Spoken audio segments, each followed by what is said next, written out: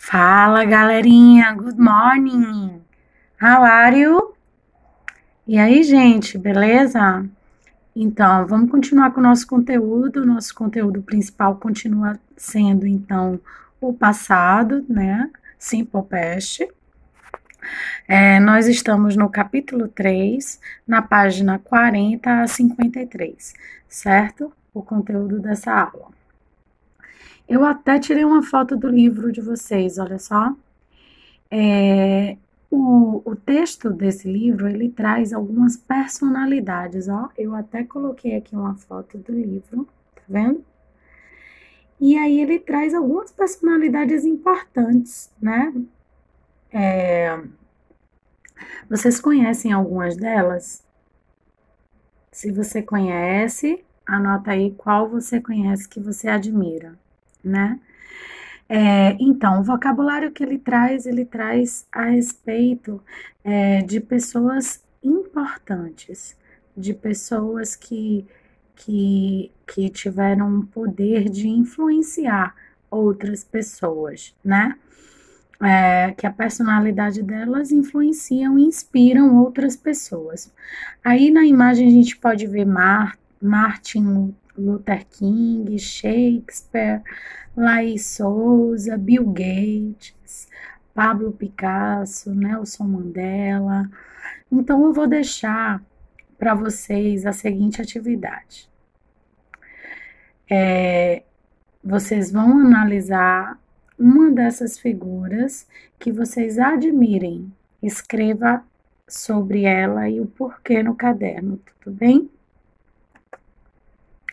Aí o livro ele traz sobre a história de Muhammad, né, que foi também uma personalidade importante no mundo, que construiu ideias para o novo mundo. E aí ele traz o texto, tá vendo esse texto aqui? Eu vou chegar bem perto, não sei se dá para vocês tirarem um print, darem pause. Mas estão vendo aqui? E aí eles pedem para vocês colocarem, ó, o que é verdadeiro ou falso a respeito da história de Muhammad, que ele fala aí que ele nasceu na Síria aos 16 anos, mas depois ele se mudou, né? Olha ele aqui. E aí ele fala que ele construiu uma escola para 200 crianças, né, com suas famílias. Então ele foi uma pessoa que ajudou muitas outras pessoas, né? Eu peço que vocês, então, traduzam esse texto e o texto da página anterior, tá, gente? Esse texto aqui que é o texto da unidade, que é o da página 44 e 45, né? E esse texto tá na folha de trás, ó, página 46. Tudo bem? Responder aí essas atividades. E aí a gramática, ela traz o simple past, né? E eu já vinha falando do simple past desde a aula anterior. Falei sobre os regular verbs, irregular verbs, né? O que é que determina um verbo ser regular ou irregular, Projamile? Como é que eu vou identificar? Gente, não tem outro jeito, tem que estudar a listinha, tá ok? Eu vou chegar bem perto aqui, ó, para que eu possa mostrar para vocês, dar uma pausa e vocês possam copiar.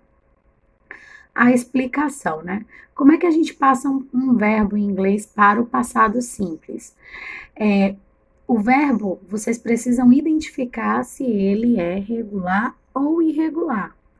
Antes de qualquer coisa, para conjugar no passado simples, a gente precisa identificar se o verbo é regular ou irregular.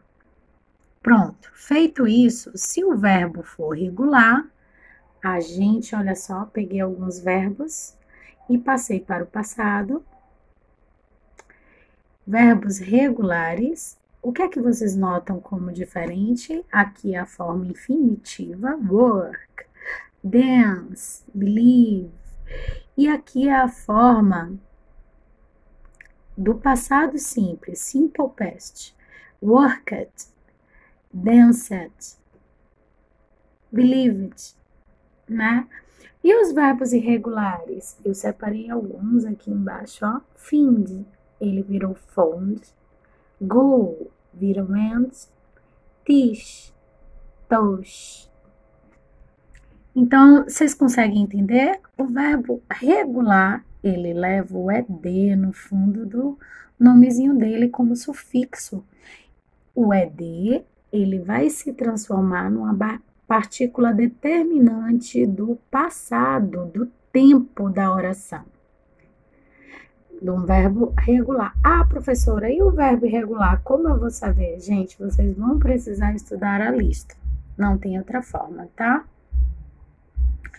Então, eu já falei sobre isso para vocês. Estou falando mais uma vez porque a gente vai fazer avaliação sobre esse assunto, né? E a título de revisão tá uma explicação bem detalhadazinha. Espero que vocês gostem aí. As formas de escrita do passado simples, né? Quais são as formas? A gente já conhece, são 3, forma afirmativa, forma negativa e forma interrogativa. Aí eu falei aí, ó, da estrutura da frase no passado simples da forma afirmativa. Então, a frase, ela vai iniciar com o sujeito, vem o verbo no passado, e aí o restante do complemento que monta, então, com isso, um predicado, né, digamos assim. Vamos ver um exemplo aqui embaixo? I stopped here yesterday. Stopped aí, gente, ele tá conjugado, é um verbo regular. Eu parei aqui ontem, né? Então, quando o verbo é regular, fica bem fácil. Mas se o verbo não for regular, for irregular, fica um pouco mais difícil. Mas é só estudar, que reconhece. E aí eu vou falar sobre a composição da escrita dessas formas, da forma afirmativa, da forma interrogativa e da forma negativa. Vocês podem observar nessa frase anterior, do slide anterior, I stopped. Tem a presença do verbo auxiliar did? Não, né, gente? Então, a partir daí, eu já sei que o verbo auxiliar did, ele não vai estar presente na forma afirmativa, na conjugação, né, do passado simples. Ele só vai entrar na frase na forma negativa e interrogativa. Ó, vou chegar bem perto para vocês lerem. Ele só é usado na forma negativa e interrogativa, né? E aí eu dei alguns exemplos de forma negativa.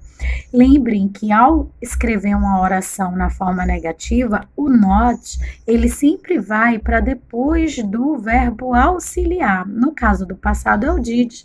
O did, gente, se eu fosse traduzir, ele significa fazer o passado do verbo to do, tá?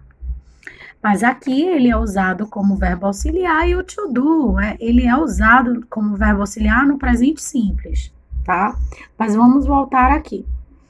Então, a estrutura ficará assim, de uma frase negativa. Sujeito, verbo auxiliar e o not. Depois o verbo que já existe na frase, né? Então, não esqueçam. Se eu fosse escrever, por exemplo, a frase anterior, ela tá escrita aqui, ó. I did not ou didn't stop here. Ah, professora, você retirou o ED. Retirei sim. Por quê? Porque o did, ele tá tendo essa função de determinar o tempo. Então, quando eu acrescento o did, o verbo auxiliar na oração, gente, eu tenho que tirar a conjugação. Olha só a conjugação que estava anterior. Então, o did, ele tá tendo essa função. Então, o stop, ele não vai precisar daquele AD. Então, o did assume, então, a função de determinar o tempo da frase. Ah, professora, você disse que o did significa fazer. E na tradução aqui não saiu. o significado do did? Por isso mesmo, gente, ele é um verbo auxiliar. E nem sempre o significado do verbo auxiliar vai aparecer na oração, porque ele está ali principalmente para mostrar o tempo da frase, não é isso? Perdão, então fica eu não parei aqui ontem. Aí eu fiz uma usando o passado do verbo to be. This table wasn't. Quando existe a presença do verbo to be was ou were, a gente não acrescenta o did, ok? Usa was ou were como verbo auxiliar. Tudo bem, gente? Passar o slide, hein? A forma interrogativa, professora, vocês já sabem, gente, que quando eu coloco um verbo auxiliar, para escrever a forma interrogativa, ele precisa estar presente no início da oração. Essa é a regra em inglês para todos os tempos verbais. Então, se eu for escrever uma frase interrogativa, eu vou pegar o did, que estava aqui depois do sujeito, e trago ele para frente da frase. Então, aquela frase I didn't stop, vira Did I stop here? Vejam que o stop ele permanece sem o ed. Por quê? Porque o did tem essa função de determinar o tempo. Ok? Como eu te disse, se o verbo to be estiver presente na frase, é ele que virá para o início da frase. Eu não posso colocar o did com was ou were na frase. Tudo bem? E aí, ó, eu trouxe algumas perguntas. E como a gente poderia respondê-las, então, em inglês? Did you travel last weekend? Você viajou no final de semana passado? Yes, I did. Vejam, como eu poderia responder se eu viajei fim de semana passado? A pergunta é, você viajou? Sim, eu viajei. Não, eu não viajei. A gente responde assim no português. Mas se eu usei o verbo auxiliar para perguntar, na resposta, o verbo auxiliar aparecerá depois do sujeito. Não pode esquecer. Então, se o did estava aqui e a pergunta foi para você e foi sim, afirmativa, I did. No, I didn't. Ok? Olha só de baixo. Did he go to the movies last Saturday? Ele foi ao cinema no sábado? Aí vai ficar yes, he did. No, he didn't. Aqui foi I porque a pergunta foi para mim. Se a pergunta aqui foi para ele, a gente responde sobre ele. Utiliza-se o mesmo sujeito. Ok, então, copiem no caderno. E aí eu deixo, então, uma atividade para treino. Espero que vocês curtam. Vou chegar bem de pertinho. Passem para o passado. Na semana que vem eu vou colocar mais vídeo de atividade aqui para que vocês treinem antes da avaliação. Boa sorte, até a próxima, galera!